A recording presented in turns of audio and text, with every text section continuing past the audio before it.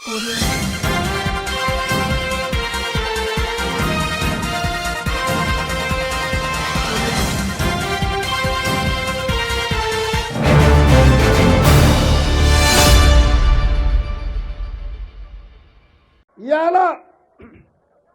నేను కాంగ్రెస్ పార్టీని గెలిపించాలని అడుగుతున్నా అంటే కాంగ్రెస్ పార్టీ కొడంగల్లో నాకు ఎమ్మెల్యే టికెట్ ఇచ్చింది.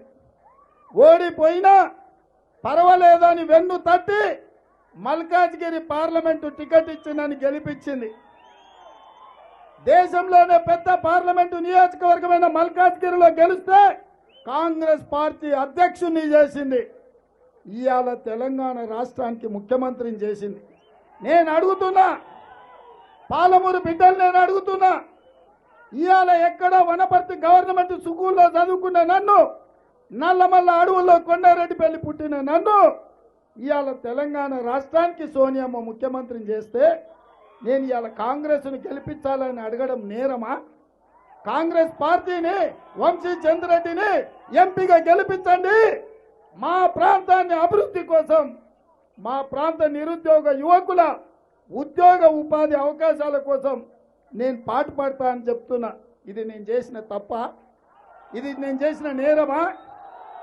ఎవరైనా ఢిల్లీకి రాజైనా తల్లికి బిడ్డనే అన్నారు కదా. మరి ఇవాళ ఈ ప్రాంతం నుంచి వచ్చిన నేను ఇవాళ ఈ ప్రాంతాన్ని అభివృద్ధి చేయాలని అనుకుంటున్నా మిత్రులారా.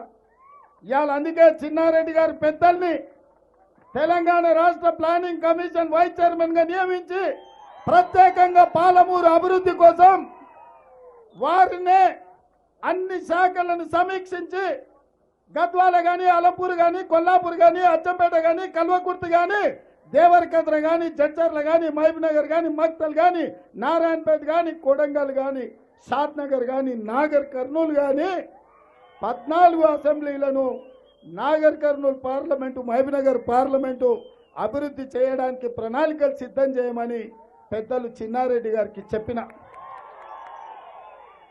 వారు తయారు చేసిన ప్రణాళికలను కేంద్రం నుంచి నిధులు తేవడానికి, కేంద్ర ప్రభుత్వ అనుమతులు తేవడానికి పెద్దలు జితేందర్ అన్నను ప్రత్యేక ప్రతినిధిగా ఢిల్లీలో కూర్చోబెట్టిన.